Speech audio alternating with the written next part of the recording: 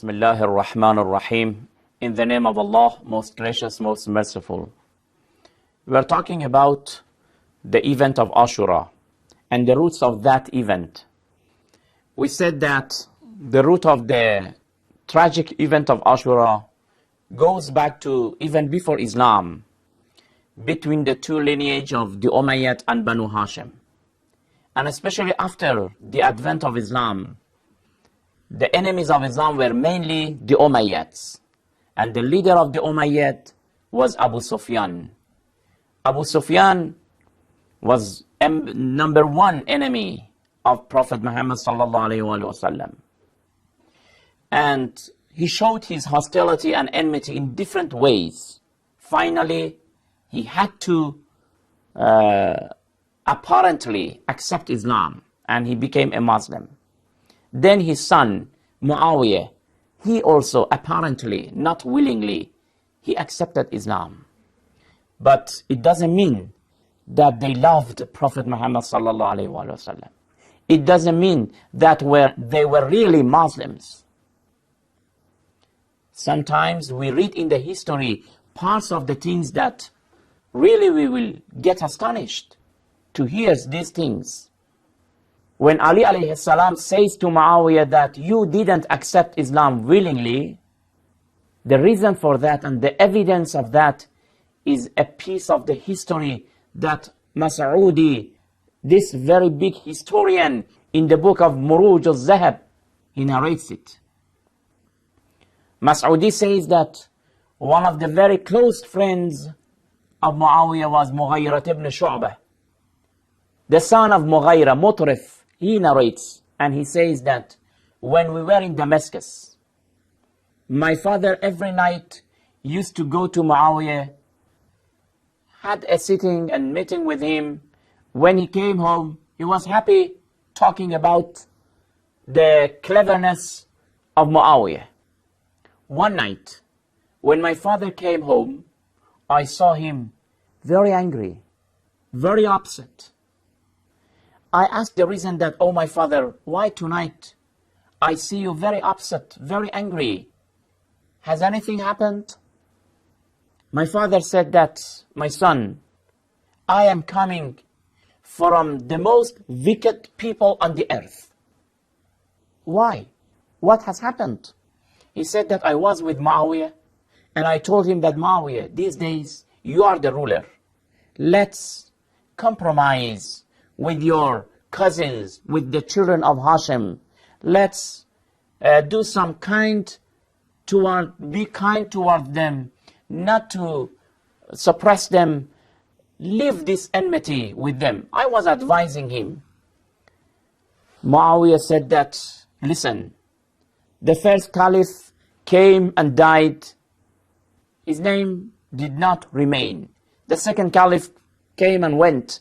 The third caliph came and went. No name is being remained of them today. But every day, 5 times, we hear from the caller of Azan, Al-Mu'adhin, the one who is calling for prayer. We hear he is saying, Ashhadu anna Muhammadan Rasulullah. I bear witness that Muhammad is the messenger of God. Then Muawiyah said, Wallahi illa dafnan dafna. Until I bury this name, I will not be comfortable. Mughayrat ibn Shu'bah says that when I heard it, I was shaking. I saw that how dangerous this man is, that even he does not tolerate the name of Prophet Muhammad sallallahu alaihi wasallam to be called by Mu'adhin. These were some of the facts of the history which show how enmity, how much hatred they had towards Prophet Muhammad sallallahu alaihi wasallam and his children. About his son, the son of Muawiyah, Yazid. He also apparently he was a Muslim.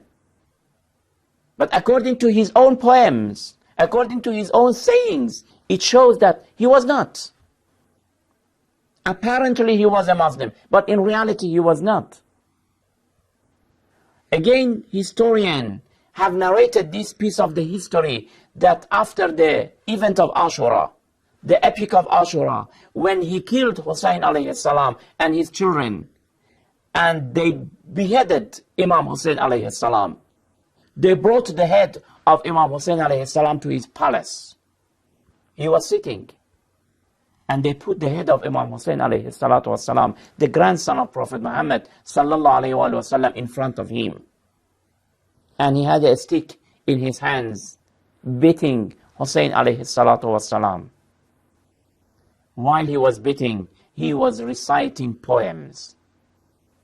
What does the poem? What was it? He was saying that لعبت هاشم بالملك فلا خبر جاء ولا وحي نزل. The children of Hashim, they played with the issue of revelation, Islam, the day of judgment, God, etc., etc. فلا خبر جاء ولا وحي نزل. There is nothing, there is no news, there is no revelation, there is no day of judgment. Isn't it a kind of denying? He is clearly, categorically denying all these beliefs. He was not a believer. Listen to the poem again. لعبت هاشم بالملك فلا خبر جاء ولا وحي نزل. Then, to show that hatred, that enmity towards Banu Hashim, the enmity that I'm always talking that existed between these two lineage, he said, ليت أشياخي ببدر شهدوا جزع الخزرج من وقع العسل لأهلوا واستهلوا فرحا ولقالوا يا يزيد لا تشل. I wish my ancestors who were present in the battle of Badr and they were defeated by Muhammad and they were being killed, they were present now and they could see how I took revenge of the enemies. So you see that Yazid is talking about taking revenge of Muhammad and his grandson, and he is wishing that his ancestors, his grandfathers, were present to see this situation. These are the roots of Ashura. These are the bases and the causes behind this tragic event. It did not come into existence immediately. It had a long story from the time of Hashim and Umayyah, and then Abu Sufyan and Prophet Muhammad, and then Ali and Muawiyah, and now Yazid and Hussein. All the children of Umayyad, they wanted to take revenge, and finally they took it from the grandson of Prophet Muhammad, from Imam Hussein alayhi salam. And Imam Hussein alayhi salam sacrificed his life for the sake of Allah, for revival of Islam. We will continue to talk about the history and the causes and the roots of Ashura in other programs. Until then, thank you very much. Wassalamu alaikum wa rahmatullahi wa barakatuh.